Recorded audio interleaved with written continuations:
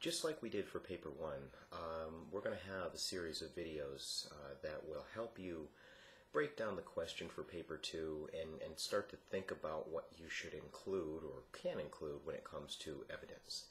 And of course, what I'm talking about for Paper 2 would be your big blue book, Documents for America's History, and Philip Caputo's text, A Rumor of War. In this first segment, what we're going to talk about is the nature of the American promise to the rest of the world in the aftermath of World War II.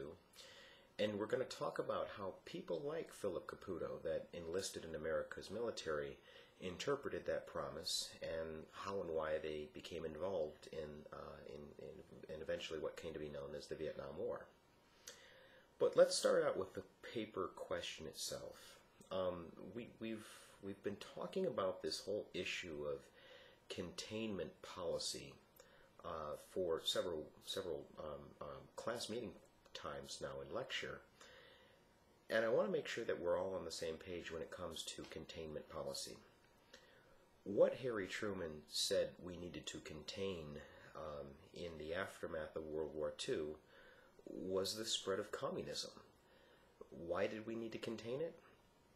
Well, communism looked a whole lot like what Nazism or fascism looked like in the years before World War II and during the war years themselves. Now, what we mean by that is similar to fascism, communism emphasized dictatorial, totalitarian rule, strongman rule. Just like fascism, communism seemed to be bent on world domination, controlling country after country after country. So, this being the case, we saw the Soviet Union, Russia, as the new bad guys because they looked a lot like the old Nazis. Okay? Now, Truman, in 1947, issued this statement known as the Truman Doctrine, where he basically says America would pay any price, we would pay as much money as we needed to pay, or we would fight any war so as to prevent the spread of communism. Now, for those of you that have been attentive in class, you know that I consider that incredibly smart and incredibly stupid at the same time. It was smart because in the aftermath of World War II, we went ahead and pumped billions of dollars into Europe and we stabilized Europe. And not only were those countries, Britain, France, Italy, not only were they very grateful for the money that we gave them, but we limited the spread of communism. It was difficult for the Communist Party in France, for example, to recruit, considering there wasn't widespread suffering and generally people were content in the way that the world was taking shape. But it also meant that America would have to fight any war in which we saw the potential spread of communism. So that's what we mean when it comes to the Truman Doctrine. Now, I want to talk about the approach that America is applying when it comes to the post-war period as far as containing communism.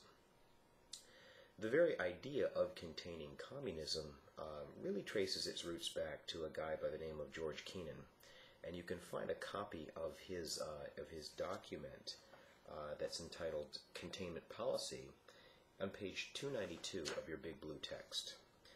If you read through that, one of the things that I think that you're going to come to the conclusion of is he believes that you don't have to fight the Soviet Union on the battlefield to stand up to the spread of communism.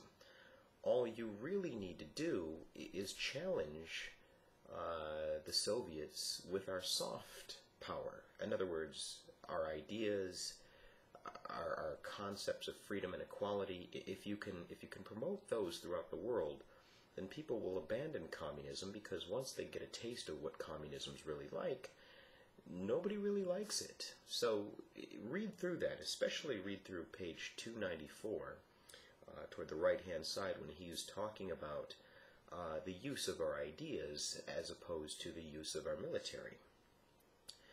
Now, what we're trying to do really is we're trying to promote, or trying to steer, guide, maybe is a better way of looking at it, guide developing world countries that were former colonies of Britain and France, we're trying to guide them to adopt democracy and free market enterprise as the economic system.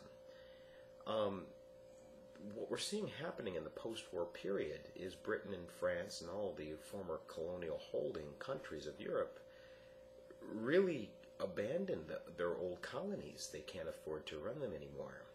Well, the worry that the United States has is that in the aftermath of, let's just say, for example, the British Empire abandoning their old holdings in South Asia, that pretty soon India would adopt a radical ideology, communism. Remember, radical ideologies have a tendency to spread when there's widespread discontent and widespread human suffering. So the United States is really looking at the third world, the developing world, as ground zero when it comes to containing the spread of communism in the aftermath of World War II. Now, although we don't really understand it as Americans, the Soviet Union is also looking upon what's happening, but they see the development of radicalism in the third world as a good thing. They see it as a push toward freedom and equality. If you flip the page to page 308 of your big blue text, you're going to find a document entitled Peaceful Coexistence by the Premier of the Soviet Union, a guy named Nikita Khrushchev. Read through that, especially read through the first part of it, 308, 309, and he talks about the revolutionary movement, the communist movement in places like China. He references other places like Indonesia, Syria, Egypt. He moves on, talks about India, and he especially references Indochina, Laos, Cambodia, and especially Vietnam. And one of the things that he says is, this is a good thing that's happening because leaders like Ho Chi Minh, the chairman of the Vietnamese Communist Party, is pushing out the bad guys, which were the French, and as you should know by now, it was the colonists, in this case the French, that control the vast majority of the wealth at the expense of everyone else. So Nikita Khrushchev and the Soviet Union look upon the development of communism in the developing world, countries like Vietnam, as a good thing, as a positive development, because the bad guys are going away and the good guys are beginning to take over.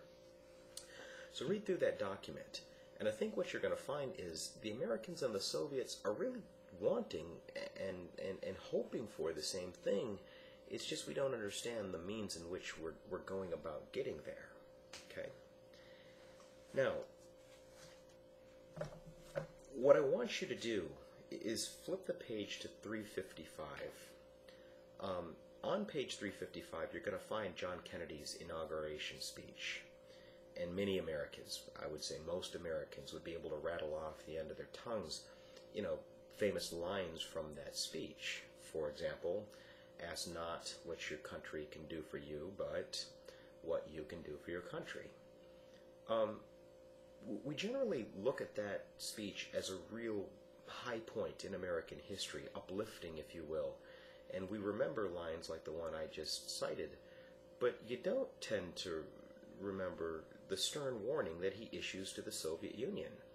The warning that pretty much says America would not accept any form of totalitarian expansion. So what Kennedy is really saying to the Soviet Union is don't get any bright ideas when it comes to spreading your radical doctrine to various parts of the world, because if you do, we will stand up to it, and we will do everything within our power to stop it. And if that means going to war, then that means going to war. So you can see that these opposing viewpoints, whether or not the development of communism in the developing world is a good thing or a bad thing, and there's clearly conflicts between the way that the United States sees it and the way that the Soviet Union sees it. But at the end of the day, John Kennedy is really drawing a hard line in the sand. Now, why am I telling you all of this? Where are we going with all of it? Well, to understand what I mean, why don't you grab Philip Caputo's book? And what I want you to do is I want you to open it up to the prologue.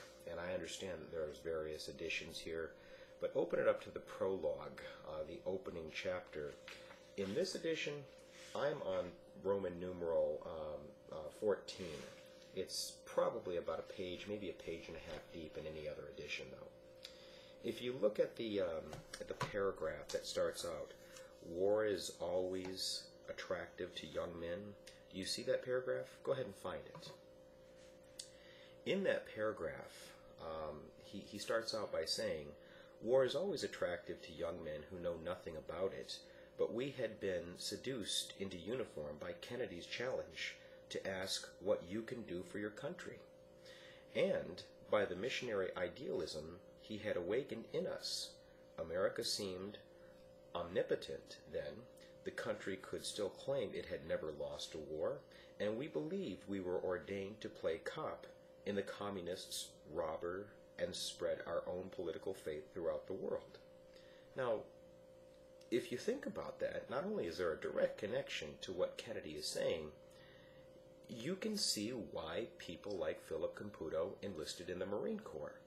It was to stand up to communism. So what you're seeing here is the American people, including people like Philip Caputo, buying into John Kennedy and really George Kennan and Harry Truman's pledge to stop the spread of communism. There were good guys, there were bad guys.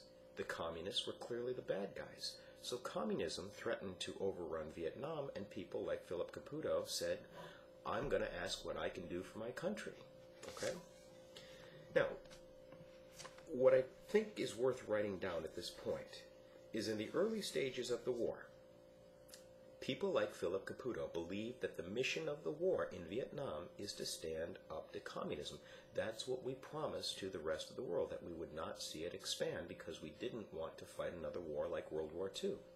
That was his contribution.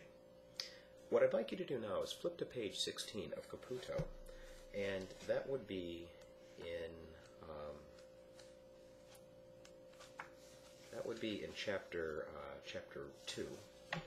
And on page 16, there is a paragraph. It's right in the center of the page there. It starts out, at the time, counterinsurgency. Find that paragraph right in the middle of the page on 16. At the time, counterinsurgency. Go about halfway down that paragraph. There's a sentence that starts out, the Peace Corps could go off. Find that. The Peace Corps could go off to build dams in India or schools in Bolivia, but it was up to the War Corps to do the man's work of battling communist guerrillas, the new barbarians who menaced the far-flung interests of the new Rome. Finally, counterinsurgency was still surrounded by the Kennedy mystique, even though the young president had been dead for nearly a year. Now again, we have a reaffirmation of what America's mission was in Southeast Asia, which was to stand up to communism. Yeah, he's being very metaphoric here that America was the new Rome, and it was our mission to stand up to the new barbarians, which were the communists, again, good guys versus bad guys. But we very clearly have a mission in mind when it comes to what we're doing in Vietnam, which was standing up to the spread of a totalitarian regime. Justification. I mean, that's one thing that you need to ask yourself when it comes to this paper. Was America's actions in Vietnam, going into the jungle, finding the bad guys, killing as many of them, and everybody that got in the way, everyone that got caught in the crossfire, well, that was just a casualty of war, and war is hell, and so on and so forth. Well, that's the question that ultimately you're going to have to sort out for yourself, but I think I might be able to help you. In Chapter 4, and for every edition it's several pages deep, but in this edition it's on page 70, the top of page 70. The second sentence there was nothing we could not do because we were Americans, and for the same reason, whatever we did was right. So, if you think about that, and you read it in the grand scheme of things, you put it into the context of Chapter 4, what he's talking about in that chapter, what he's generally saying is, it didn't matter what we did because we were justified with this. We were righteous. Our cause was righteous, and it was legitimate. We were standing up to the bad guys, so it didn't matter how many villages we burned down in the name of standing up to communism. Whatever we did was the right move. I want to give you one last example from Caputo, and you're going to find this example in Chapter 5, and it's on page 89. You've been following my lectures when it comes to how the war in Vietnam is being fought, and the way it's being fought is people go into the jungle, the troops go into the jungle, they look for the bad guys, and they try to kill as many as possible. Well, think about that. The bad guys are blending into their surroundings, meaning the villages and the peasant population, so it's difficult to tell a friendly from a foe. Anyway, there's an example on page 89 of Caputo and his men searching a village. That's really what they're doing. If you look on page 89, he's kind of having this private moment where he's putting everything back that he's taken down, that he's kind of messed up in this little hut. And he's looking at this lady who's got a really expressionless look on her face when he's just going through her things. Again, he feels justified in doing this because ultimately what he's doing is he's trying to root out the bad guys. Let me show you what I mean. On page 89, it's a runoff paragraph, but it's toward the bottom of that paragraph. It starts out, "See, lady, we're not like the French." Find that. "See, lady, we're not like the French. We're all American good guy G.I. Joes. You should learn to like us. We're Yanks, and Yanks like to be liked. We'll tear this place apart if we have to, but we'll put everything back in its place. See, that's what I'm doing now. But if she appreciated my chivalry, she did not show that either." Now, I know that might sound like an abstract example, but if you think about it, what we're doing is we're tearing people's lives apart over there. And you can ask yourself the question, is that going to create more friends or more enemies? I think you'll probably come down on the idea that it creates more enemies because they don't really understand exactly what we're doing. But at the same time, we feel justified because in 1964, when Vietnam really starts to get going, our mission is to stand up to communism, right? I mean, it was very clear-cut, and we went over there with the best intentions of suppressing the spread of communism, and we were going to do it quick, and it was going to be clean, and we were going to do it right. That mission is going to change drastically in the coming years. And to see this transition, I want you to click on the second video here and really begin to ask yourself the question of why that's beginning to transition.